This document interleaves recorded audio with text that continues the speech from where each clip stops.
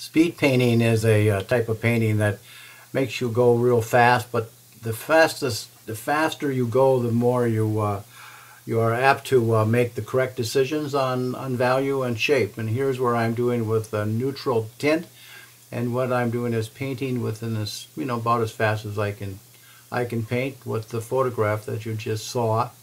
And I'm using neutral tint, and I'm laying the brush on its side and just sort of moving it around for where the shadows are and where the highlights are in the flower.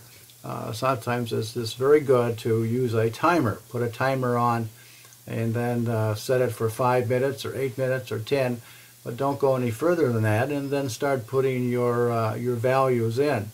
If you work from light to middle values, and also from on dry paper to wet surfaces as you apply your colors. And this is where I'm going to put in a background now, just to see where the edges of the flower is on top. That can be that can be darker later on. And with another value, I'm squinting at the photograph and looking to see exactly where the darker shapes are.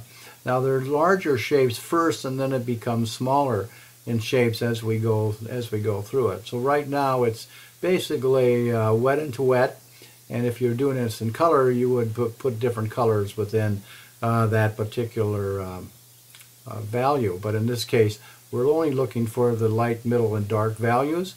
And now I'm giving a little texture to see where the shadows are within the highlights, and it gives it sort of a abstract quality. They're only strokes. All of this is meant to be just strokes, not painting things, painting shapes, painting large areas, and using the freedom of the brush. You can see how far back I'm holding my brush so that I can get more freedom. I'm also standing and not sitting, and so my movement of my arm is free. And as I look at this, I'm still contemplating where it is the darkest dark, and I see that's in the leaves. And then I get up into the flower itself, and that first value I put in, you can see, is a dark value, but when I put a dark next to it, that value becomes lighter. And so we got kind of a cast shadow coming, except that it's only used for just the different values that I put together. And now I'm putting in a little darker value as I proceed, and take out some of the highlights to reshape the highlight areas. I always refer to this as sort of like I'm using one stroke over another, and each stroke makes it a different shape. Not doing the entire shape, but using strokes to develop that entire shape. Now I felt that I needed a little bit more value coming right up there. Now at this point in the game, I think that flower is done. That should really have been stopped right at this point and not added everything else that I've been adding on to it. This is why you do a thumbnail sketch that takes very little time, but as you do it, you can see that, oh wow, I should have stopped there. Well, now I know I can stop there, so when I do the actual painting, I will do that. Now I'm adding just little strokes of darks and lights here and there, looking inside this big shadow area of the flower, and determining where would I want to put inside that big area. And I don't like to do too much thinking. Thinking, I think, gets us into trouble.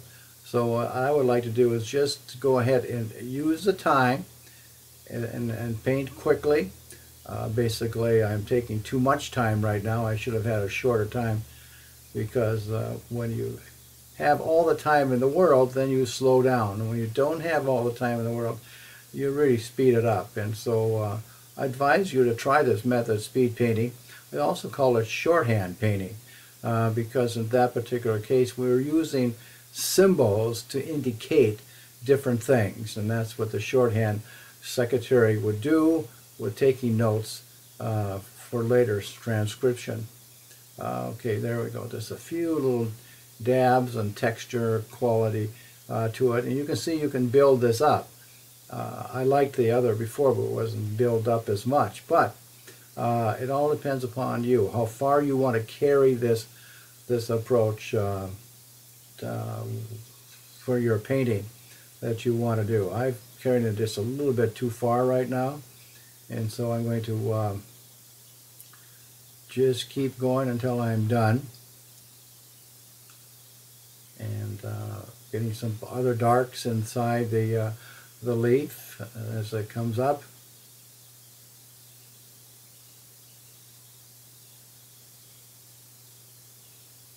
Now you can see how fast that was developed. Within a few minutes, you already have a really nice looking painting. Instead of hours of working on it, and then you end up with nothing anyway. So why not just go ahead and do it like this, because you get a lot better results. Okay, so I'm still analyzing where I should go with each one of these flowers, and if you notice, the flowers melt into each other. So we have 3 large or 4 large hydrangeas in there. And I don't think they're hydrangeas, whatever flower that is.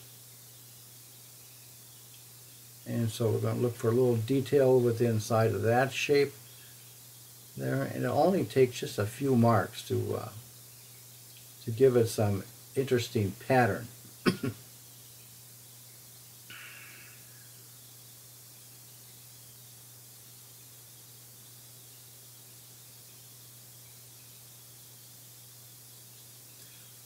So if you try this method, you should set up a timer, set it for 10 minutes, 5 minutes, whatever, and then see what you can accomplish within that particular time period. You will be surprised how well you do and how loose your paintings will become.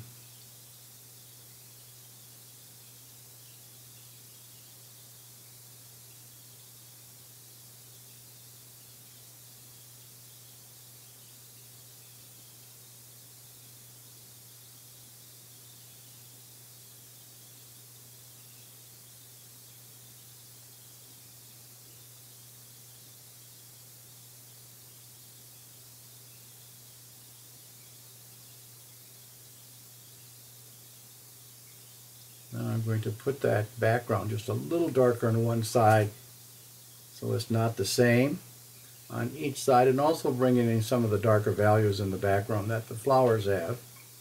I think adds to it, and then also a tabletop, the edge of it where the flowers are sitting on. Well, thank you for looking at this video.